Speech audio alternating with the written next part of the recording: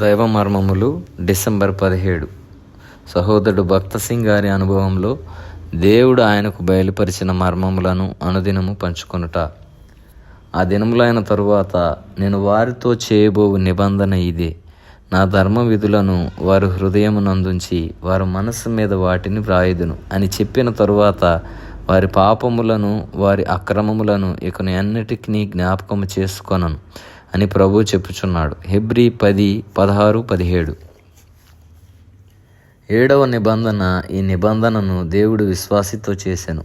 ప్రభువైన యేసుక్రీస్తు యొక్క బలియాగము ద్వారా పాపము పూర్తిగా తొలగించబడెను. ఆయన నియమములను మన హృదయముల మీద వ్రాయిచున్నాడు.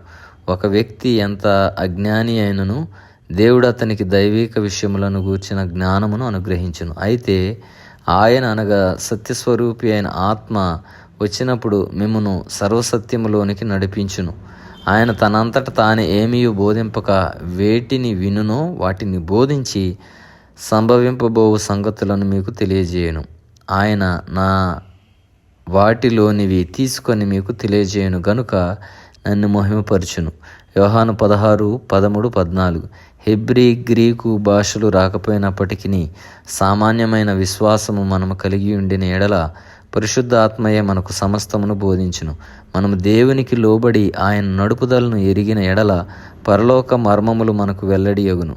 కనుక నీవు ఆకాశములో ఇంద్రధనుసును చూచినప్పుడు, ఓ ప్రభువా, నీ నిబంధనను నేను నమ్ముచున్నాను. నేను బుద్ధిహీనుడను, నీవు జ్ఞాన సంపన్నుడు. నేను నీతో కూడా సింహాసనమున నుండవలనని కోరుచున్నావు.